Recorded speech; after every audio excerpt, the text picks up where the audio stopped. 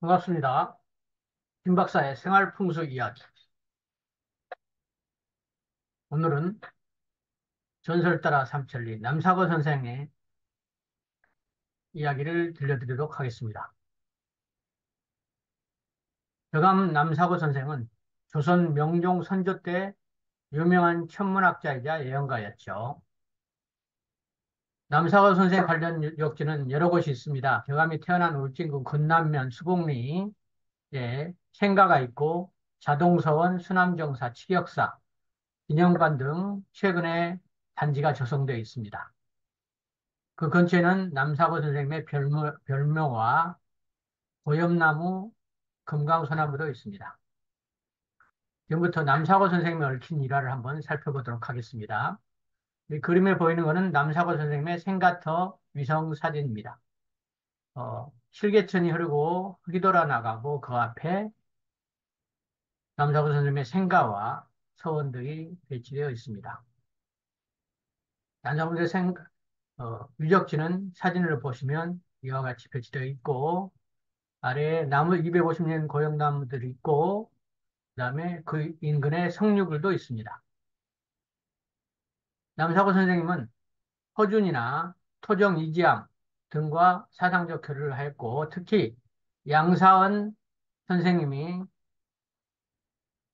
굉장히 존경하여서 신인으로 일컬었다고 합니다.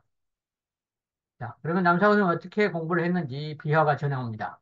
어느 날 전설에 따르면 소년 남사고는 고향인 울진 불영사에서 한 노승을 만났는데 노승은 남사고의 비범한 재능을 알아보고 천지인 세 편의 비서를 주었고 그걸 가지고 천은 하늘의 별자리 운에 지는 땅의 풍수지리 이는 사람의 관상들을 알 수 있는 비급의 책이었다고 합니다.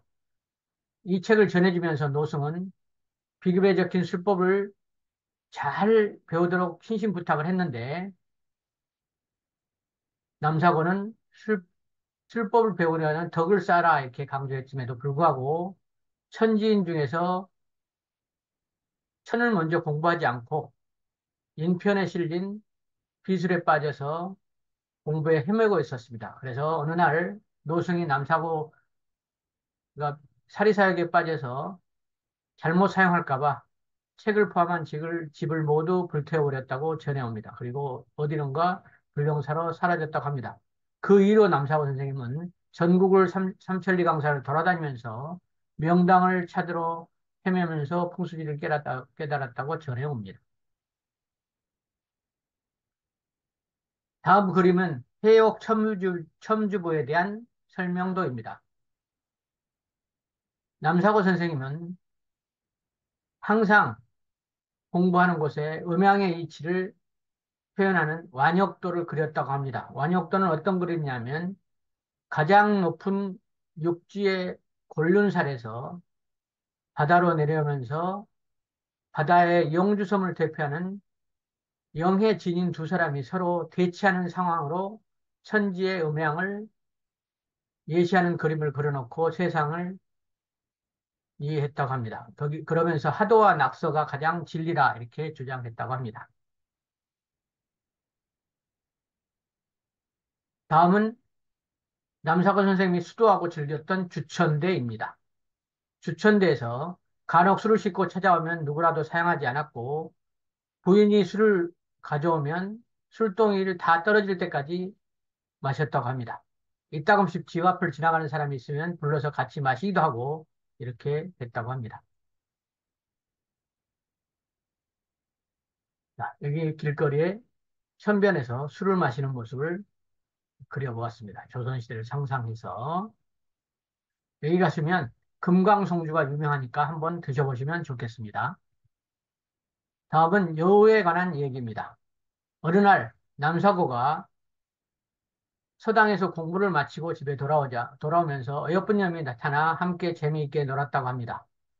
남사고는 헛개비에 홀린 듯 했고 훈장에게 그 얘기를 하자 훈장 선생님은 입맞추려고 서로 할 때 구슬 하나가 입으로 넘어오면 그걸 상대방한테 주지 말고 하늘을 바라보며 뱉어라. 그러면 천문에 능통할 것이다. 이렇게 했는데 남사고는 그만 구슬을 하늘을 뱉고 보지 않고 보고 뱉어서 땅속이 훤하게 보이게 했다고 합니다. 그 위로 여인은 여우가 되어 달아났다고 하는 전설이 전해 내려오고 있습니다. 다음은 남사고 선생님의 구천식장 얘기를 하려고 합니다. 남사고 선생님은 경상북도 울진군 산과 바다가 접하는 누금동에서 태어났습니다. 부천십장이라고 하는 것은 부모님을 좋은 데 모시기 위해서 9번이나 또는 10번이나 옮겨서 명당에 모시려고 계속 옮겼다는 얘기를 전합니다. 남사고 선생님은 굉장히 효심이 극심했고 임종을 마치고 부모님이 임종하자 슬퍼했을 것입니다. 그래서 좋은 자리를 찾기 위해서 굉장히 노력을 했다고 합니다. 부모님을 좋은 자리에 모신다고 하는 것은 동양학에서는 동기감으로 발복한다고 얘기합니다. 그래서 동양고전에 따르면 서쪽에 그 구리광선이 무너지자 동쪽에 있는 그 구리로 만든 종이 스스로 울었다. 이렇게 해서 서로 연결되어 있다는 걸로 설명되어져 옵니다. 과학적으로 설명을 한번 해보면 헬름홀스의 공면현상으로 이해할 수 있습니다. 똑같은 진동수를 가진 소리급쇠를 망치로 왼쪽에서 한번 두드리면 빨간 걸 두드리면 오른쪽에 있는 소리급쇠가 멀리 떨어짐에도 불구하고 동시에 울려 퍼지는 현상, 서로 연결되어 있다 이렇게 볼 수 있습니다. 이런 공명 현상이 동기가문과 관련되어 있습니다. 두 번째, 우리가 바람이 천천히 불지만 점점 진동이 강해서 공면 현상으로 타코마의 다리가 부서진 걸 뉴스에서 보신 적이 있을 것입니다. 그 다음에 핸드폰을 무선으로 충전하는 것, 그다음에 라디오 주파수를 보이지 않지만 맞추면 소리가 들리고 TV가 보이는 것, 이런 것들이 다 공명 현상과 관련되어 있습니다. 이러한 근거로 남사고 선생은 명당을 찾아서 삼천리를 헤맸습니다. 어디 가면 부모님을 모실 좋을 것인가 헤매다가 명당을 찾고 좀 더 좋은 명당이 있으면 또 옮기고 더 좋은 명당이 있으면 또 옮기고 산천을 헤매면서 아주 좋은 최고의 명당을 찾았다고 이렇게 전해옵니다. 그때 묻혔던 묘소가 산 중턱 높은 곳에 있던 남이백 부친의 묘소입니다. 그런데 다 모셔놓고 비룡승천, 용이 하늘로 올라가는 그런 명당이라고 모셔놓고 있는데 길거리를 지나가는 어떤 노인네가 큰 소리로 노래를 불렀다고 합니다. 비룡상천형 조하다 고사괴수형 얻었구나. 남사고야 일도 삼사를 어디 두고 비룡승천을 찾느냐. 비룡상천형이라고 하는 것은 높이 용이 승천하는 좋은 혈이라고 하는데 알고 보니까 고사괴수형, 나무에 말라 비틀어진 뱀이 매달린 흉지구나 이런 의미로 외쳤다고 합니다. 자세히 남사고를 살펴보고 통곡했다고 하는 얘기가 지금도 전해 내려오고 있습니다.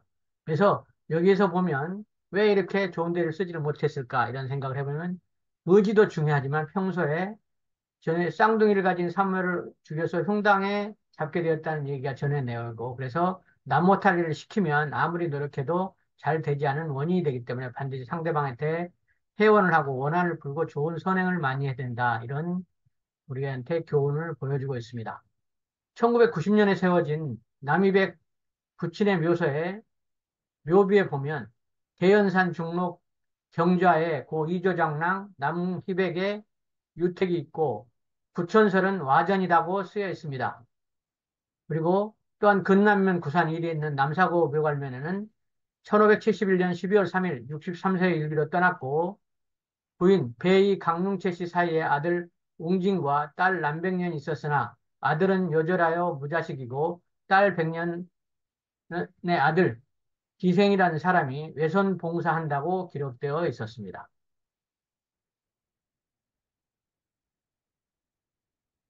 남이백이 붙인 묘소를 보면 남사고 붙인 묘소는 이렇게 모습을 가지고 있습니다. 전방을 바라보면 저 멀리 산들이 이렇게 멀리 보이는 것을 알 수 있습니다. 안산이 뚜렷하진 않습니다. 어머님 묘소는 봉화금 씨 어머님 묘소는 봉화에 있는데 관리를 안 한 듯 잡초가 무성하고 나무가 자란 모습이 안타깝습니다. 남사고 선생은 자신의 죽음도 애언했다고 합니다. 하늘에서 별이 희미해지고 떨어지는 걸 보고 친구에게 네가 죽는 게 아니고 내가 죽을 거다 했고, 과연 그로부터 얼마 뒤에 남사고 선생님이 돌아가셨습니다. 본인은 죽을 자리를 미리 정해놓고 나를 여기에 묻으라고 했고, 현재 남사고 선생님의 묘소는 구산사리 회관 좌측 산록에 잘 모셔져 있고, 물이 해돌아 나가는 듯하게 보이지만, 여기에 대해서 명당이다 아니다 하는 구구절절한 여러 가지 이야기들이 전해 내려오고 있습니다. 그걸 한번 가까이 가서 보면 이러한 모습입니다. 묘에서 바라볼 때 저 앞에 뾰족한 문필봉 같은 것들이 보이고 말 잔등처럼 보이는데, 그리고 그 앞에 낮은 산이 보여서 언뜻 보기에는 참으로 아름다워 보입니다. 그렇지만 이 산이 어떻게 왔는지, 물이 어떻게 돌아가는지를 자세히 보면 또 다른 해석을 할 수 있다고 합니다. 자, 마지막으로 남사고 선생님의 딸 이야기입니다. 남사고 선생님은 본인이 돌아가시기 전에 신우주지, 본인이 묻힐 땅을 딸한테 얘기해줬고, 그 딸은 그걸 듣고 욕심이 나서 그것이 명당이 아니라는 걸 사람한테 말하려고 그곳에 물을 붓고 땅을 파고 물을 부어서 여기서 샘물이 나니까 명당이 아니다, 이렇게 말하고 그 시어머니 아버지를 거기다 모셔서 발복을 했다, 이런 얘기가 전해져 내려오고 있습니다. 이 이야기는 아주 유명한 집계 명당에 대해서는 항상 이런 비슷한 이야기들이 많이 있습니다.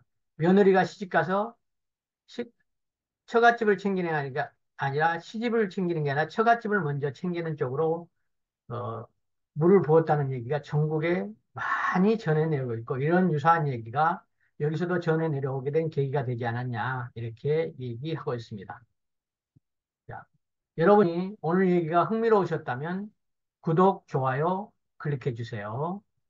오늘 하루 감사합니다. 또 다음에 뵙도록 하겠습니다.